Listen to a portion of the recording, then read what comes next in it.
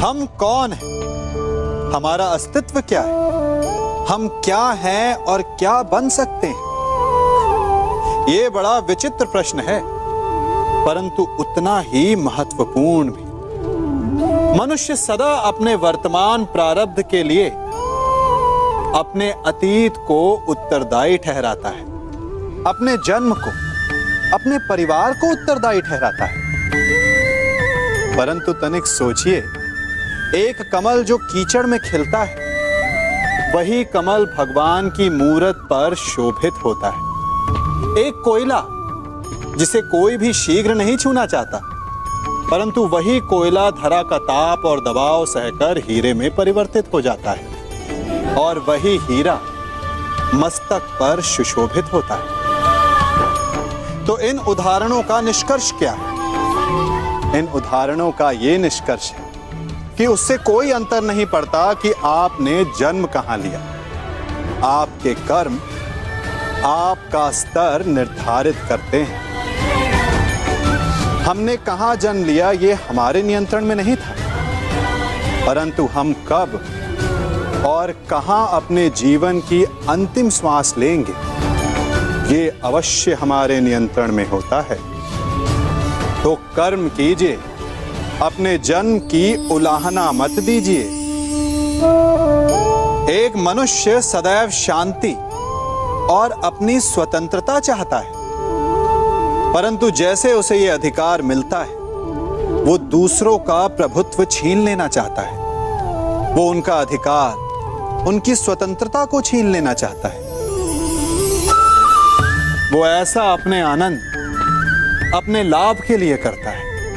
अपने लाभ के लिए वो दूसरों का शोषण करता है। जो आलोचना नहीं करता, उन पर अधर्म करता है। परंतु वही मनुष्य एक बात का स्मरण रखना भूल जाता है कि उसके कर्म ही उसे उसका फल भी देंगे। उसका प्रारब्ध उसे उसके मंतव्य तक अवश्य लेकर जाएगा।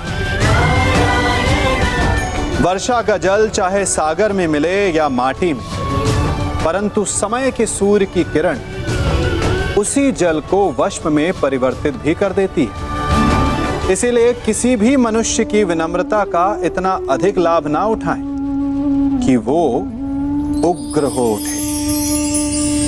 हम सब मित्रों के साथ रहना चाहते हैं, शत्रुओं से दूर रहना चाहते हैं। क्यों? क्योंकि हमें जीवन में आनंद पाना है, जीवन में आगे बढ़ना है, स्वयं को संपन्न देखना है। और यदि किसी से भी आप पूछेंगे कि जीवन में सफलता पाने के लिए सबसे अधिक आवश्यकता किसकी होती है, तो हर एक आपको लगभग एक ही उत्तर देगा। सफलता प्राप्त करने के लिए आपको सच्चे मित्रों की आवश्यकता होती है। परंतु यदि आपको और अधिक सफल होना है, तो आपको केवल मित्रों की नहीं, शत्रु की अधिक आवश्यकता है। अब आप कहेंगे, ये मैंने कैसी बात कर दी? तनिक स्वयं सोचिए। जब भी संकट आता है, तो मित्र क्या करते हैं? आपकी सहायता करने के लिए आपके साथ खड़े हो जाते हैं, और संकट के समय में शत्रु और बड़ा संकट बनकर हमारे समक्ष खड़े हो जाते हैं। मित्र हमें सहायता देते हैं, अपनी शक्ति देते हैं, परंतु शत्रु आपके भीतर छिपी शक्ति को बाहर लाता है, आपको और अधिक बलवान बनाता है। संगति या साथ, मित्र और साथी मनुष्य के व्यक्तित्व के लिए सबसे महत्वपूर्ण होते हैं। अब आप कहेंगे, ये कैसे? मनुष्य अवश्य अपने व्यक्तित्व के लिए उत्तरदायी होता है, परंतु मनुष्य संगति में ना चाहते हुए भी उसका व्यक्तित्व संगत की भांति हो जाता है। इन पात्रों को देख रहे हैं, मध्य में जल रखा है, इसमें दूध है और इसमें मलिन कीचड़ रखा है। यदि मैं इस जल को इस दूध में मिलाता हूं,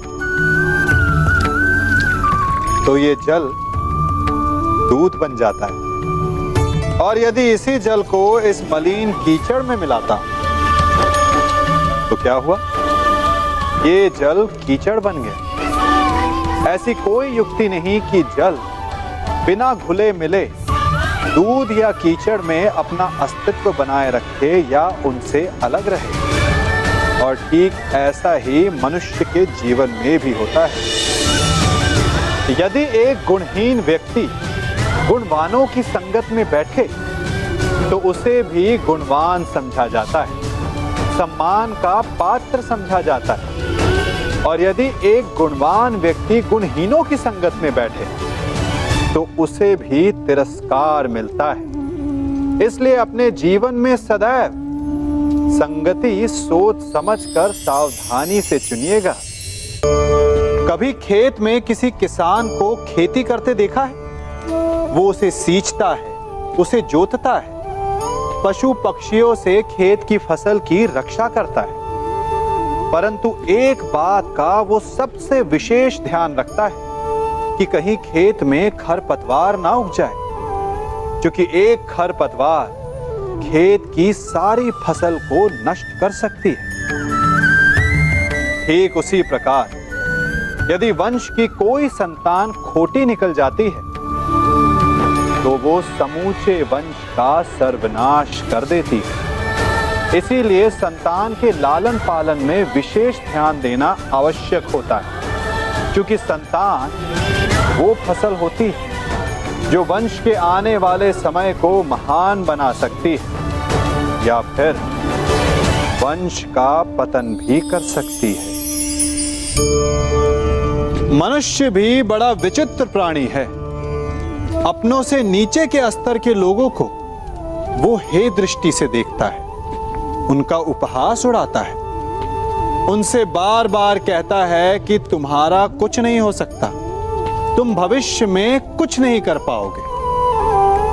जब मनुष्य के पास धन संपत्ति मान होता है तो वो दूसरों का आदर नहीं करता, परंतु वो एक बात भूल जाता है कि उससे भी अधिक शक्तिशाली कोई अस्तित्व में है, और वो है समय।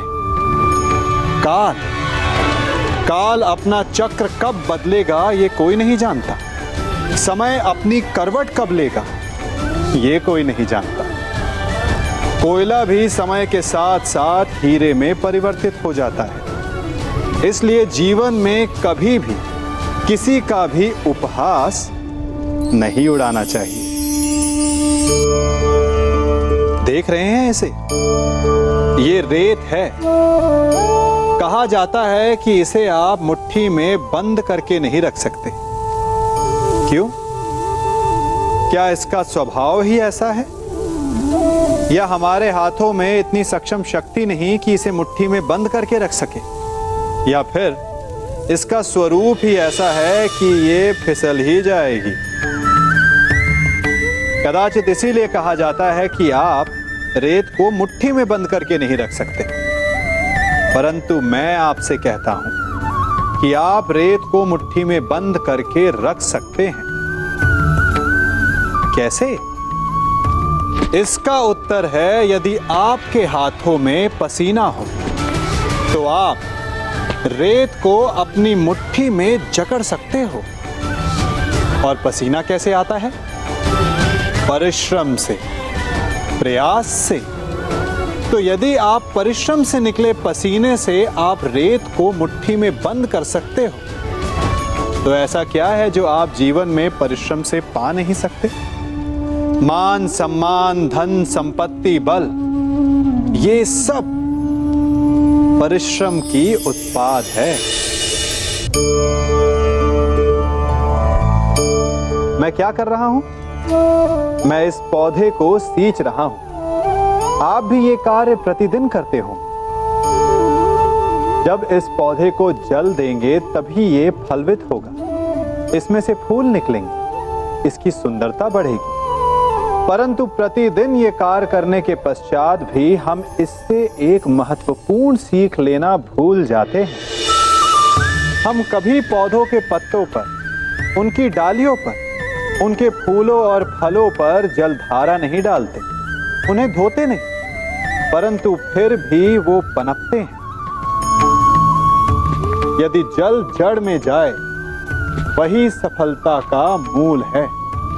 यदि आप एक बार में अनेक कार्य करने जाएंगे, तो आपको एक कार्य में भी सफलता नहीं मिलेगी। परंतु यदि आप बुद्धिमता से, दृढ़ मन से एक कार्य साधेंगे, तो एकाएक स्वतः ही सारे कार्य सध जाएंगे। जो आपका मूल है, जहां से आपको सिंचाई मिल रही है, यदि आपने उसी जड़ को छोड़ दिया, तो एक सूखे पौधे की भांति आप भी सूख कर गिर जाएंगे और अंततः अपना अस्तित्व खो बैठे। हमने एक बात अपने माता पिता, अपने बड़ों से, अपने बुजुर्गों से सुनी ही होगी कि संगति का प्रभाव मनुष्य पर पड़ता ही है। यदि वर्षा की एक बूंद सीप के मुख में जाए तो वो मोती बन जाती है, और यदि वही वर्षा की एक बूंद सर्प के मुख में जाए तो विष। तो क्या यही सत्य है? नहीं। आपने कभी चंदन के वृक्ष को देखा है? उस पर सर्प विचरण करते हैं, विषधर उससे लिपटे रहते हैं, परंतु फिर भी चंदन का वृक्ष विषैला नहीं होता। वो तब भी सुगंध देता है और पवित्र माना जाता है। तो इसका रहस्य क्या है कि वर्षा की बूंद पर संगति का प्रभाव पड़ता है और चंदन के वृक्ष पर नहीं? इसका रहस्य है आत्मबल। वर्षा की बूंद वातावरण के अनुसार स्वयं को बदल लेती है, इसीलिए उसकी संगति ही उसका प्रारब्ध बन जाती है। परंतु चंदन का वृक्ष अपना व्यक्तित्व, अपना गुण नहीं खोता। इसीलिए यदि आप में आत्मबल हो, आपका मन दृढ़ हो, तो बुरी से बुरी कुसंगति भी आपका कुछ नहीं बिगाड़ सकती। सिंह को जंगल का राजा कहते हैं। सभी पशु पक्षी उसका बल मानते हैं, उससे भयभीत रहते हैं। परंतु सिंह को भी अपने भोजन के लिए आखेट करना पड़ता है, घात लगानी पड़ती है, बड़ी दूर तक उसे अपने शिकार का पीछा करना पड़ता है, और तब जाकर उसे भोजन मिलता है। और कई बार उसके ये कठिन प्रयास भी असफल होते हैं। यदि सिंह ये सोचकर बैठ जाए कि मैं तो वन का राजा हूं, मेरा भोजन स्वयं मेरे मुख में आकर गिर जाए, तो वो भूखे मर जाएगा। क्या समझे?